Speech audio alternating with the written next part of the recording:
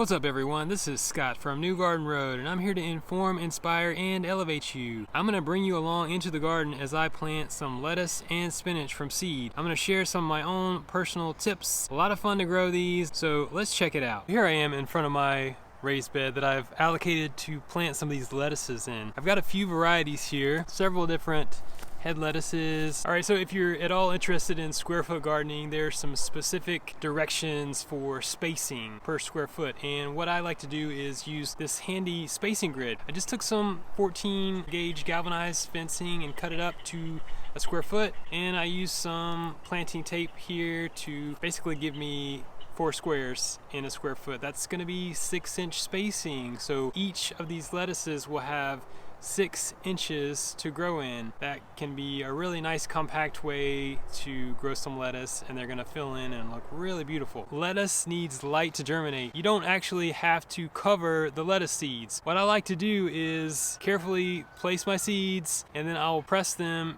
firm them into the soil. That does a couple of things. It leaves them exposed to light so that they will germinate, and it also keeps them in place so that, if we have a high winds or a heavy rain, or when you're watering them, sprinkling them with water while they're set to germinate, then they'll be more likely to stay in place. If you do cover them, just make it a light sprinkle and firm them into the soil. That also really leads into what I like to do when I water them. I like to mist them.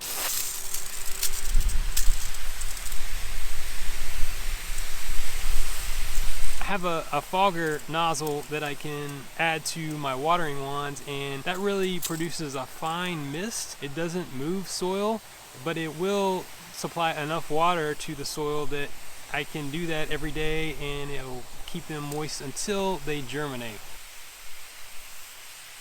This is the Fogget nozzle made by Dram. I'll try and drop a link for that in the descriptions of the video if you're interested in where you can get one of these. Now, this is rated at 1 gallon per minute for the flow rate or the volume. You need a water wand where you can change the head on it. This is the larger water wand by Dram. It's got a shutoff valve on it, which is really convenient, and you can put all kinds of heads on here. You can add the one with the adjustable patterns, or you can add this Fogget nozzle. Just screws on, turn it on, let it rip. And this is great for getting your seeds to germinate. It's not going to move any soil, which is really important. You want to keep those seeds in place, get the plants growing where you intend for them to grow. It's also great for watering young seedlings because it's not going to beat them down, mat them against the ground, and it's going to be more gentle. Don't forget to like this video, y'all, and you want to subscribe to my channel. There are going to be lots of gardening videos. You don't want to miss those. One of the things I want to talk to you about is the difference in cut and come again lettuce and head lettuce. Really, it's just a style of planting and harvest. You can broadcast them in your planting space and they'll just grow everywhere like crazy, and after they get about 5 inches tall, you can go ahead and harvest some baby leaf lettuce. That's really tender and delicious, and you can let that grow back and probably repeat the process at least 2 more times, possibly more than that. At some point, those leaves will start to get a little bit more coarse. They won't be quite as tender as they initially were. I've done a lot of that in the past, and I really enjoy it. You can get some greens pretty quickly, and also planting them is just a breeze because you just broadcast them. I'm gonna plant these and let them mature to the size that I'll harvest either the outer leaves, or I'm going to harvest the whole head all at once. These bigger lettuce leaves are really great to bring into the kitchen, and you can make lettuce wraps, you can make lettuce bowls, you can layer leaves of lettuce and pile all kinds of things on them and just stuff them in your face. Let's talk about soil temperatures for growing lettuce. That's really important because here in Central Texas and other similar climates, when you have a really warm season going into fall planting, it can be difficult to get those lettuce seeds to germinate. Now, the temperature range for their germination can go from 40 to 85 degrees. You'll probably find that you're more successful and they germinate more quickly if you wait till soil temperatures get a little bit cooler. And they can also be prone to bolting, which is premature flowering, before you actually get some food from them. So that's why soil temperatures are a consideration. You can get a soil thermometer and you can test that, or you can do like I do and you just wait until the second half of October, and it's pretty good at that point. You're good to go. One of the other things that I like to do when I'm planting lettuce seeds or any really small seeds is clear some of the heavier debris from the planting bed. And that can be leaves, that can be bigger chunks of mulch or rocks. Those can inhibit the germination and the growth of these little tiny seedlings. So I like to make it as clean and clear as possible before I get them planted. Now I'm ready to plant some spinach seeds. And just like lettuce, spinach likes cooler soil temperatures.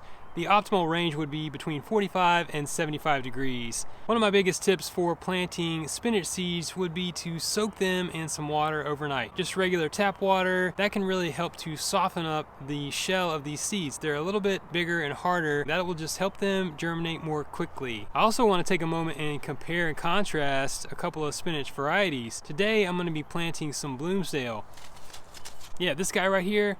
Now you want to have a final plant spacing of 4 to 6 inches for these plants. Here's the giant winter spinach that I'm going to be growing this season from high mowing, and I'm going to plant 1 per square foot. These plants can get 12 inches tall, really wide. Just take into consideration the specific variety of spinach that you're growing and space them appropriately. When you're looking at plant spacing for square foot gardening, take into account some of your own personal preference. Now, you might not have one yet because if you haven't grown it, you might not know exactly the type of spacing that you like. But 4 to 6 inches looks different. Let's go back to my spacing grid that I made and I'll show you. All right, so here is my spacing grid that has 9 squares. So each one of these squares is 4 inches. If you can imagine, you plant your spinach 9 per square foot, that's going to be really compact, really tight. Now, that's great for growing a lot of food in a small space. The maintenance when you plant them in this proximity can be challenging at times. If you've got some debris, some leaves that build up in those beds over time, it can make it a little bit more difficult or tedious to get in there. The same can go for harvesting. If, however, you want to make it a little bit easier on yourself and give yourself some wiggle room, just like I planted my lettuces with a spacing, you can give each plant 6 inches to grow and you'll have 4 per square foot. You can still grow a lot of food that way. Experiment for yourself. Try it both ways. Try it one way. You know, you'll learn as you go. You'll develop a preference. That's how I got there. When I'm planting these seeds, I'm being careful only to plant around 2 to 3 seeds, and it's going to be important to follow up and thin these seedlings. Thinning is important because it allows the plant that you leave to grow have as much nutrients as possible. It's going to grow more robustly and it's going to produce better for you. If you leave all those seeds in there to grow, they're going to be crowding each other a little bit. They're going to be fighting for nutrients. And just like in the example when I was talking about the spacing, comparing whether you do 4 per square foot or 9 per square foot or somewhere in between, it's going to affect your maintenance and your harvesting. Along with healthier plants, you're going to have an easier time getting in there if you take the time to thin your seedlings. And you're going to want to do that about 2 to 3 weeks after they germinate. Once they get a solid second set of leaves, then you can get in there carefully with some pruners. Make sure you prune them with some pruners. Don't pull them out. That can upset the roots of whatever you're leaving in there, and thin them out accordingly. One of the major contrasts between seeding lettuce and spinach is the planting depth. With the lettuce, you barely push it into the soil, needs exposure to light.